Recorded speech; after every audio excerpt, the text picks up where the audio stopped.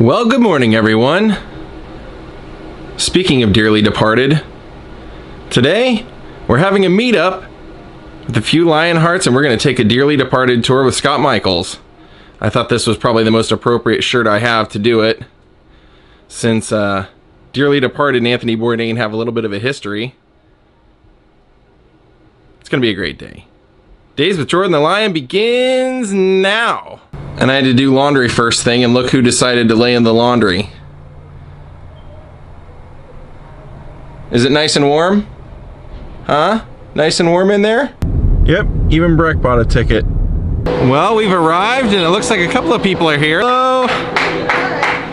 Nice to see everybody.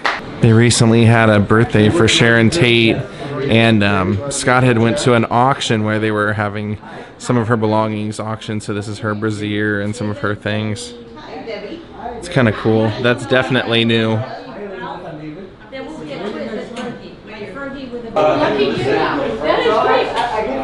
This also is a new case for me. I forgot that Scott told me he went to Liberace's manager's estate sale and he bought some things, and so that's what these are. And I know one of the things he was really happy to get is right there. It's the press release, the actual one that he read when Liberace died. So there's our Anthony Bourdain connection right there. Did you see what he wrote on the bottom? Yeah, it says, "Hope I don't end up a stop on your tour." Everybody's loading in the van. This could be a fun day. Scott's got me my own microphone. How about that? Tower, globe at the tower. That's the globe at the very corner up here on the left. They used to have a tower on it that would blink. RKO Radio Pictures. Do you know what RKO stood for? Do you know? No. I forget. Radio Keith Orpheum. Ask me what it means, I couldn't tell you. You can still see the original gates that she would skip through. That telephone, or that flagpole that's in there is still there from when Marilyn was here. So this is exactly what she would have seen. Isn't that amazing? Really? And, yeah, all these old lights still show up in it. I have a picture of that in the shop. What is it now? It's called Red Studios. They still make shows here. They did, you know, say Andy Griffith. Oh, the old red car. Yeah, so you can see how it landed. It went out, sped out right into the middle of the street just here. Oh, okay. And now, you know, it's just all we're looking at is a little piece of street. But these are the two tracks that would lead us right down the middle of Santa Monica Boulevard, where the red line used to run. Well, this is where Judd bought a movie studio, and Jethro wanted to be a double knot spy or no, that was a different, but he wanted to be an actor. And there was one scene where Jethro was in a covered wagon with a monkey dressed like a cowboy. And they showed Jethro, the horse pulling Jethro on that into the gates alongside here on our left. So this was the studio that Jed Clampett bought, which is also where they filmed, and also Green Acres, and also Petticoat Junction. They were all shot here. Wow. But this is the gates that Jethro drove into in the covered wagon. I can just see him. Scott was telling us this is Anne Heche's house. Ellen was she was a little bit screwed up because they dumped her show. Oh. So she lived right behind what's now Mozza. Come on, you idiot. Have you eaten there? I have been to the to-go Mozza, not to the actual restaurant bar. If it was good, is it good food? It's yeah, very good food. So that's the lady with the grapes. That's her house right there. She's not there anymore. I mean, she's been dead for a million years. Isla Quartermain, and she was the next door neighbor, and her daughter in the movie was BD, Betty Davis's real daughter, that horrible little witch that wrote that song, that book about her. Yeah. So yeah, that's where Anna Lee and BD lived in the who couldn't act her way out of a bag, BD. But Judy Butler lived here. I like that, man. She should know. And also Steve Martin, right? Steve Martin in Bringing Down the House. That's right. That was his house. With Queen Latifah, yeah, I remember her with the radio on the front lawn, and so that's where they filmed it. Now in that movie, Betty White lived in that house in the movie Bringing Down the House. It's the brick one. Oh, wow. Right, where she played the racist old neighbor, which was hilarious. And B. Arthur. We talked about the Golden Girls because I'm a gay person, and that's what we have to do. And I mentioned it, and she said, "Well, Rue and I got to say a swear word."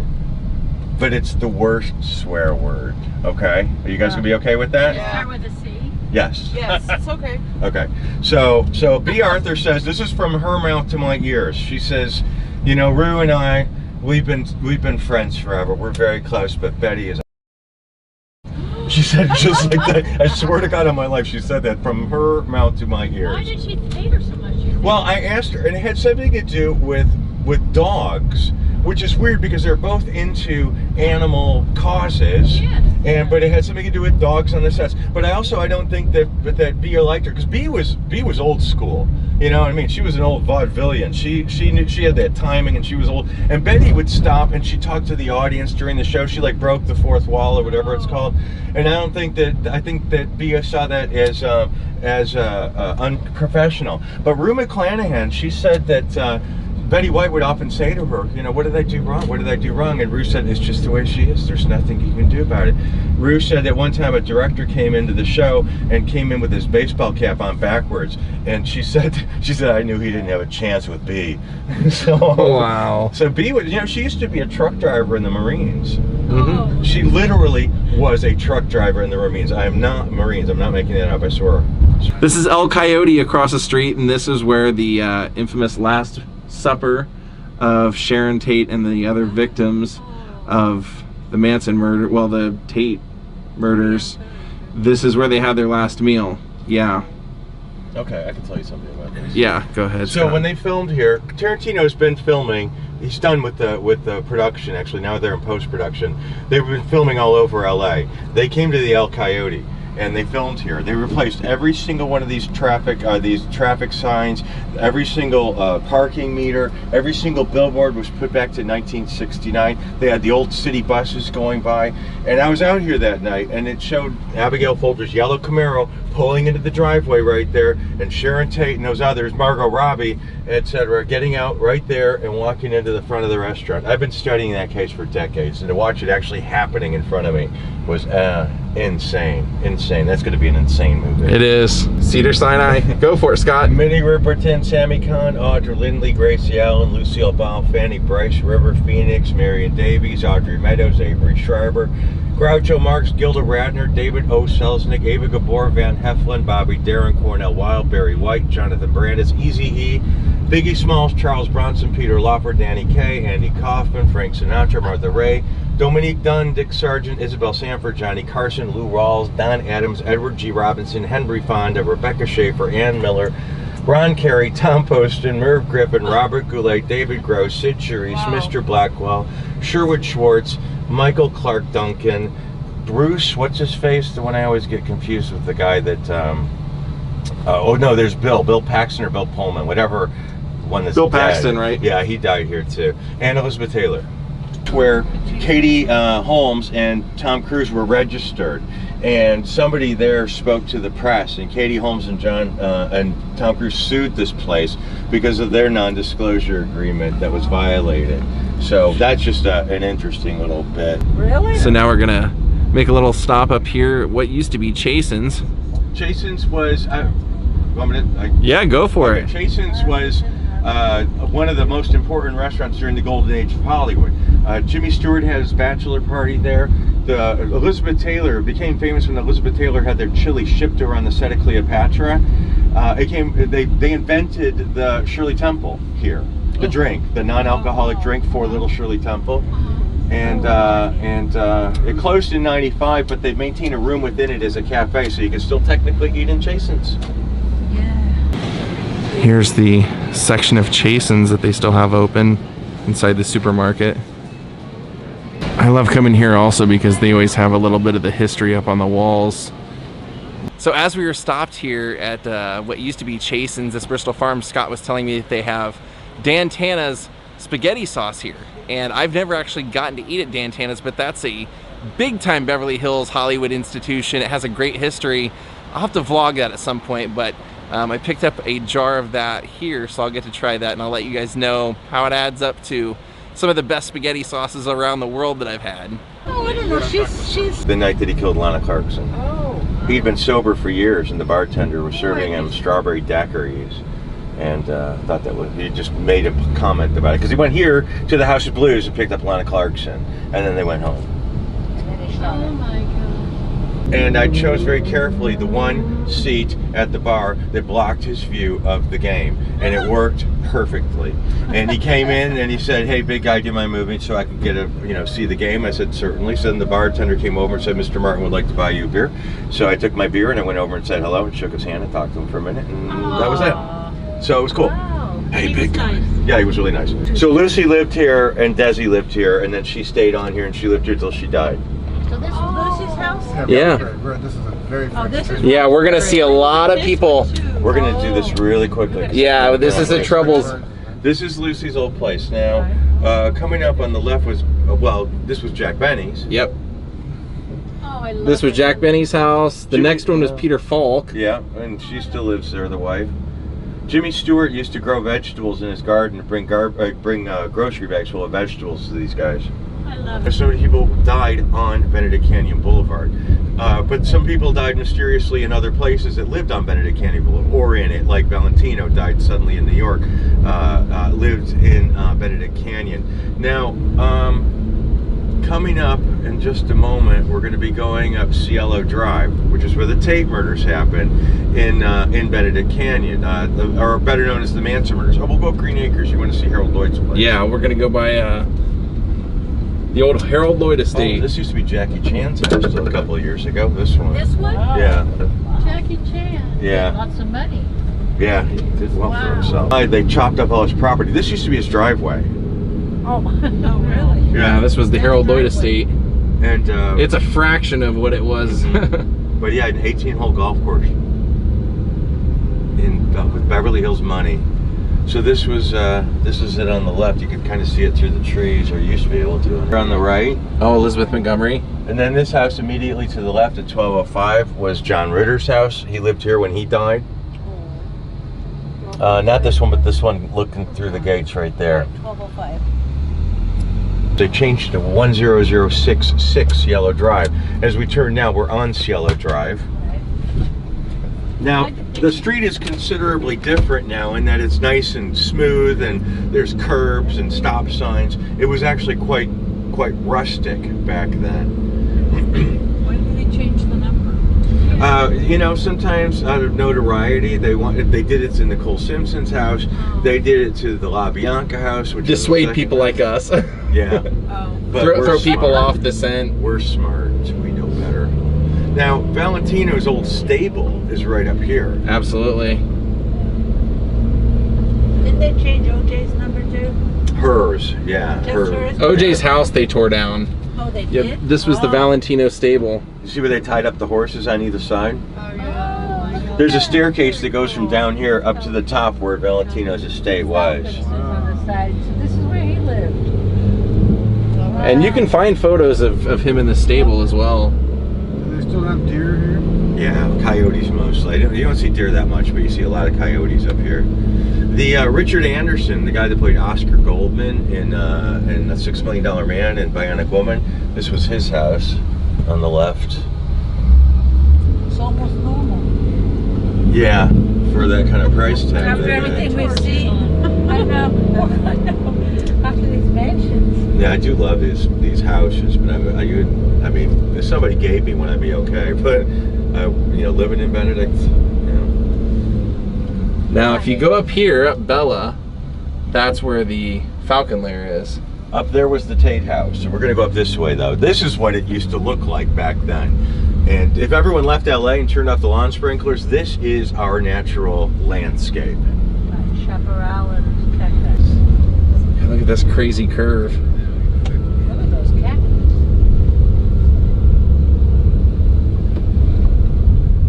And there's 5 houses there on the right.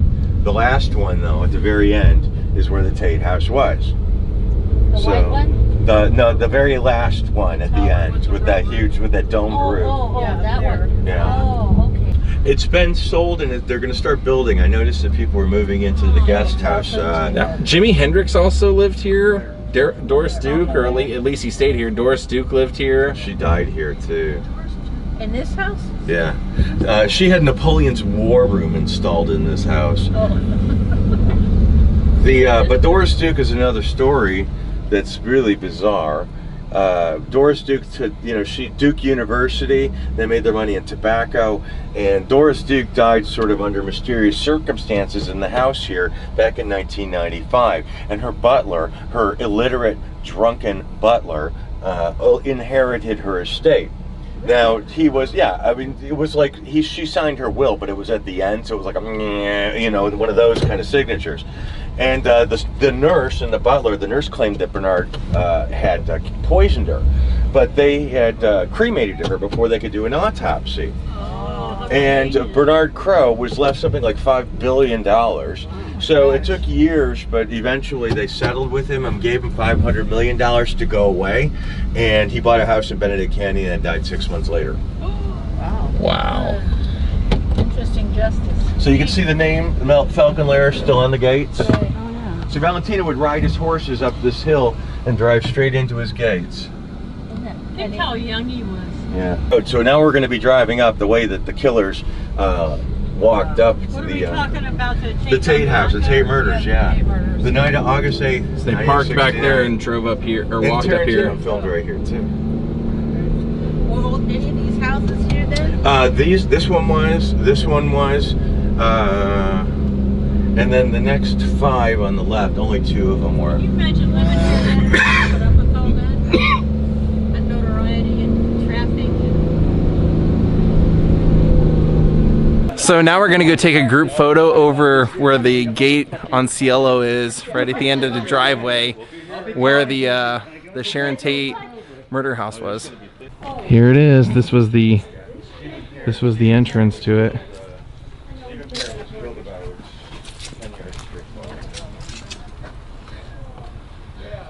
Before they tore this down, Trent Reznor of 9 Inch Nails had stayed on the property, and he said that he felt that it was haunted.